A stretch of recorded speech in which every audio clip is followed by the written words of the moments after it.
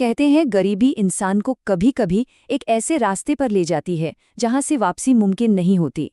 ये रास्ता उसे लालच के दलदल में फंसाता है और फिर सीधे मौत की खाई में धकेल देता है। आज हम एक ऐसी ही कहानी सुनेंगे, एक गरीब तांगे वाले की जिसकी बेबसी ने उसे एक भयानक अंत तक पहुंचा दिया। चलिए कहानी को ठीक इसके सबसे खौफनाक पल से शुरू करते हैं। ये शकील है, एक बेचारा तांगे वाला जो अपनी जान बचाने के लिए बेतहाशा भागे जा रहा है। वो किसी से रहम की भीख मांग रहा है, पर सवाल ये है कि आखिर वो इस हालत में पहुंचा कैसे। सोचिए, माहौल में एक अजीब सी ठंडक है।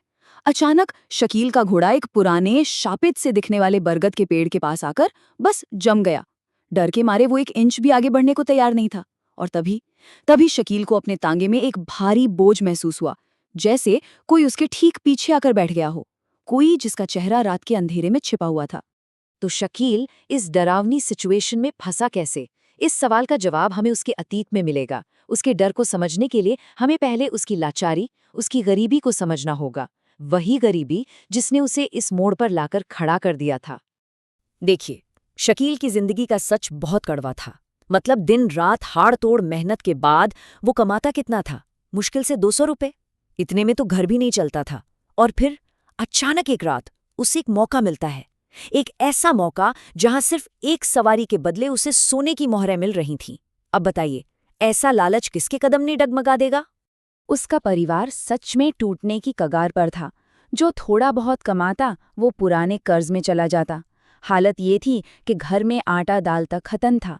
बेटी की चप्पल टूटी पड़ी थी, ऊपर से उसकी पत्नी गौसिया के ताने, क्योंकि अब तो पड़ोसियों ने भी उधार देना बंद कर दिया था। अपनी बीवी की कड़वी बातें और अपनी नाकामी का ये एहसास शकील को अंदर ही अंदर खाए जा रहा था।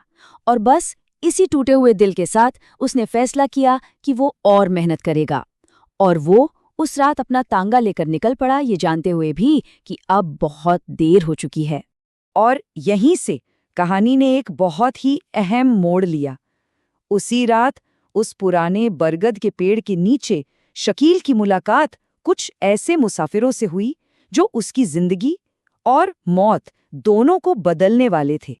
और मजे की बात देखिए, घर से निकलते ही एक मौलवी साहब ने उसे उस बरगद के पेड़ के पास जाने से टोका भी था। उन्होंने चेताया कि भाई वहां मत जाओ, वहां हादसे होते हैं। लेकिन गरीबी की मार झेल रहे शकील ने उनकी बातों को बस अंधविश्वास कहकर उड़ा दिया और आगे बढ़ गया।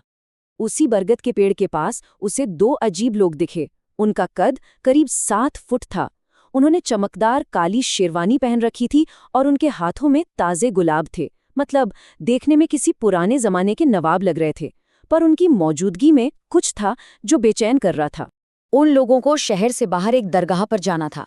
जब शकील ने कुछ ज्यादा पैसे मांगे तो उनमें से एक ने बड़ी आसानी से कह दिया, हम तुम्हें मुंह मांगा दान देंगे। बस यही वो पल था जब शकील के अंदर का डर लालच की आग में जलने लगा। इस पहली मुलाकात के बाद शकील के दिलो दिमाग में एक जंग शुरू हो गई। पहली बार इतनी दौलत को हाथ में लेकर उसके मन में और ज्यादा पाने की एक खतरनाक इच्छा जाग उठी थी। जब उन मुसाफिरों ने उसे किराए के तौर पर सोने की मोहरें दीं तो शकील को अपनी आंखों पर यकीन ही नहीं हुआ। एक सवारी और बदले में मुट्ठी भर असली सोने की मोहरें। उसने मोहरों को दांत से दबाकर पत्थर पर रगड़कर देखा। वो बिल्कुल असली थीं। जब वो घर पहुंचा तो उसकी बीवी गौसिया इन मोहरों को देखकर खुश होने की बजाय डर गई। उसका दिल कह रहा था कि कुछ तो गड़बड़ है।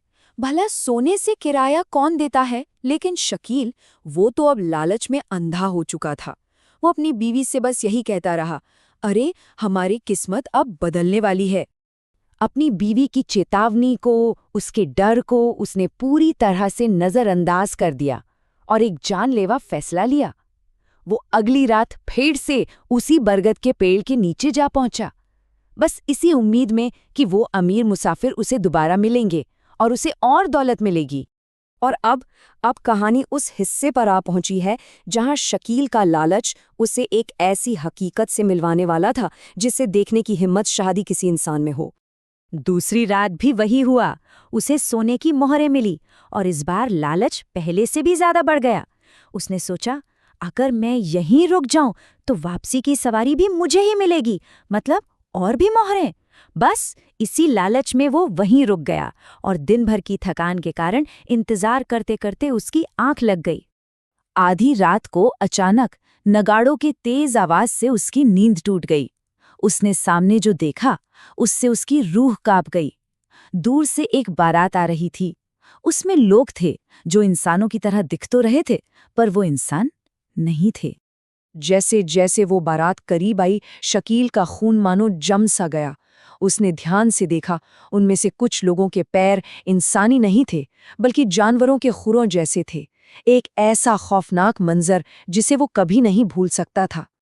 उसकी आंखें खौफ से फटी की फटी रह गईं जब उसने देखा कि कुछ के हाथ भी इंसानी नहीं हैं।